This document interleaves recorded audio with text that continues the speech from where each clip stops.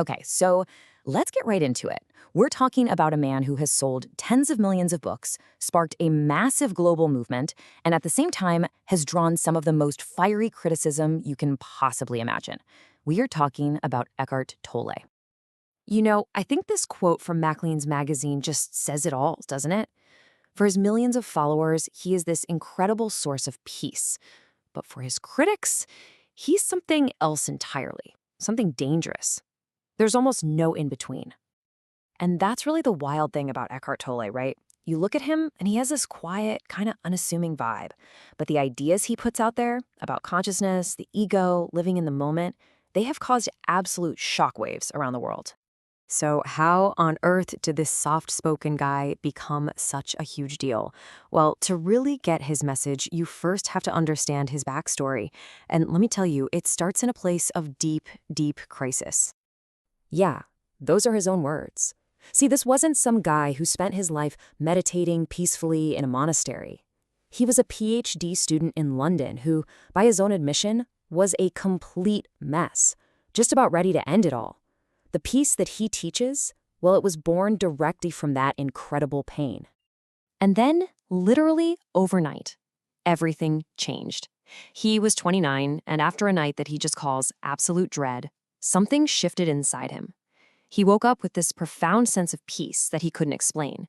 He then spent years just drifting, trying to make sense of it all, before finally writing down his ideas in a little book called The Power of Now. Now, that little book had an idea inside it that was so powerful, it would eventually sell millions upon millions of copies.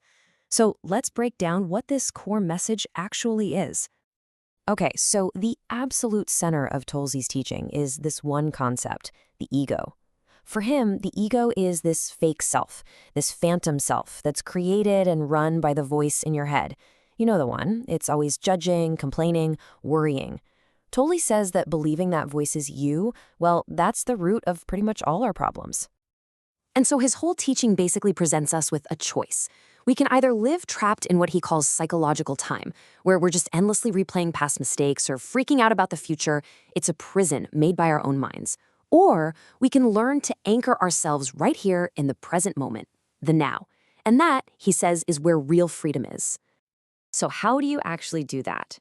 Well, his method is surprisingly practical. It's really about learning to watch your own mind, to just notice those anxious thoughts without getting swept away by them.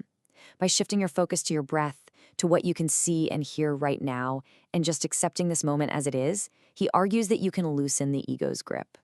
So Tolle had this really powerful idea, but how did it get from a tiny 3,000 copy book to a worldwide phenomenon? Well, the answer can be summed up in one word: Oprah.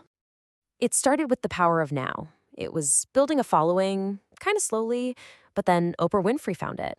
And once she started talking about it, everything just exploded. Then came his next book, A New Earth. Oprah didn't just mention it, she picked it for her book club. And that book went on to sell a staggering 5 million copies, just in North America. And if you really want to understand the scale of this Oprah effect, get this. She and Tolle co-hosted a 10-week online class to go through the book. That webinar was accessed over 35 million times. Those numbers are just unheard of.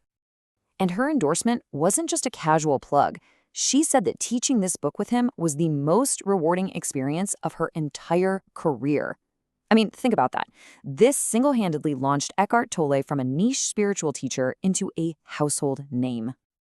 But of course, when you get that big, that fast, the critics come out. And boy, did they. For every single person who saw Tolle as a savior, there was someone else who saw him as something much, much darker. And this debate is just so polarized. Tolle's followers will tell you he's just uncovering the true hidden meaning at the heart of all religions. But his critics, they say it's all just a nicely vague spirituality, a cherry-picked buffet of ideas, or as Time magazine bluntly put it, spiritual mumbo-jumbo. Some of the sharpest attacks came from Christian scholars. Professor James Beverly, for example, argues that Tolle twists and misquotes the Bible to make it fit his own custom blend of Eastern religion and New Age pop psychology. And the pushback got incredibly personal and intense. I mean, you have this one internet evangelist who called Tolle's teachings spiritual crack, and then labeled Oprah the most dangerous woman on the planet just for promoting his work. And it wasn't just a religious debate either. You had cultural figures like Chuck Norris weighing in, seeing Tolle's popularity as a sign of something bigger, a cultural slide away from solid truths into a world where, as he put it, anything goes. So all this brings us to the really big question. Why? Why this message from this guy at this exact moment in time? What does the whole Eckhart Tolle phenomenon really tell us about the world we're living in right now? Well, Tolle's rise to fame didn't happen in a vacuum. It perfectly mirrors this huge cultural shift happening in the West. You have traditional church attendance going down, while at the same time, the number of people who say they're spiritual but not religious is just skyrocketing. What it comes down to is this. Tolle's message arrived at the perfect time to fill a growing spiritual void. He offered people a way to connect with something sacred, a path to inner peace that didn't require them to sign up for any formal religion or dogma.